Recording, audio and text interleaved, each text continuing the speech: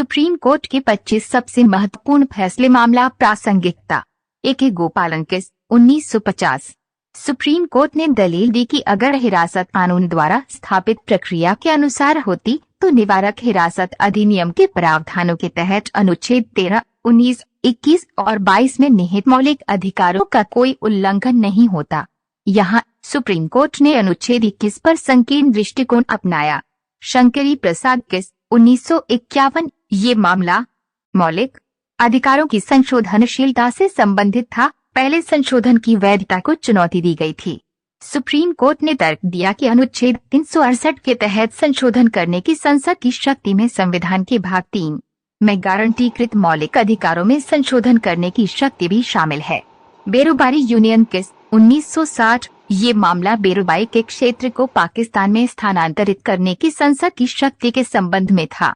Supreme court ने अनुच्छेद 3 की विस्तार से जांच की और माना कि संसद नेहरू समझौते को निष्पादित करने के लिए इस अनुच्छेद के तहत कानून नहीं बना सकती है। इसलिए समझौते को लागू करने के लिए 9वां संशोधन अधिनियम पारित किया गया। 3 गोलकनाथ केस 1967। इस मामले में सवाल ये थे कि क्या संशोधन एक कानून है और क्या मौलिक अधिकारों में संशोधन किया जा सकता है या नहीं।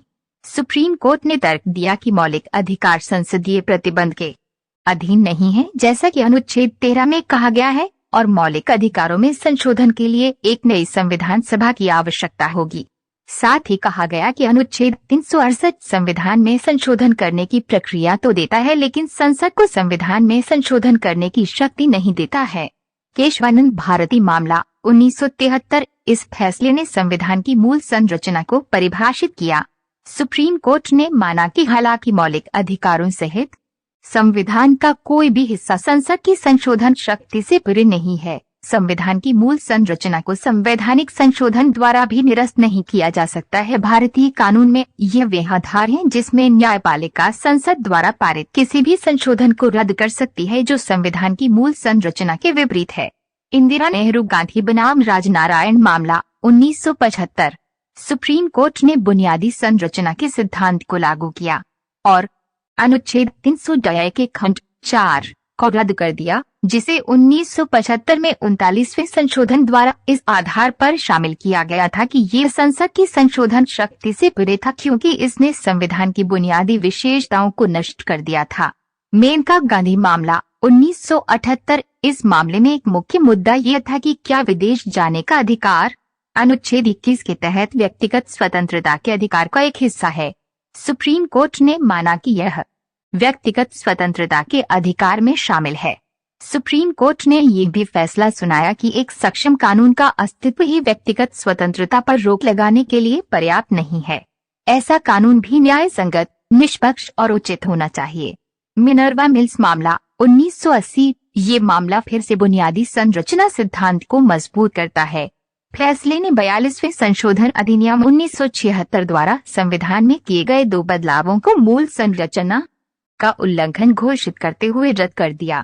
फैसले से यह स्पष्ट हो गया है कि संविधान सर्वोच्च है, न कि संसद। वामन राव केस 1981। एससी ने फिर से बुनियादी संरचना सिद्धांत को दोहराया। इसने 24 अप्रैल 1973 यानी केशवानंद भारती फैसले की तारीख के रूप में एक सीमा रेखा खींची और कहा कि उस तारीख से पहले हुए संविधान में किसी भी संशोधन की वैधता को फिर से खोलने के लिए इसे पूर्वव्यापी रूप से लागू नहीं किया जाना चाहिए। शाह बानो बेगम मामला 1985। मुस्लिम महिलाओं के अधिकारों की लड़ाई का मील का पत्थर मामला। सुप्रीम कोर्ट ने एक मुस्लिम महिला के गुजारा भत्ते के अधिकार को बरकरार रखा और कहा कि आपराधिक प्रक्रिया संहिता 1973 सभी नागरिकों पर लागू होती है, चाहे उनका धर्म कुछ भी हो। इससे एक राजनीतिक विवाद खड़ा हो गया और तत्कालीन सरकार ने मुस्लिम महिला तलाक पर संरक्षण अधिनियम 1986 पारित करके इस फैसले को पलट दिया, जिसके अनुसार गुजारा भत्ता केवल इद्दत अवधि के दौरान दिया जाना चाहिए। Muslim person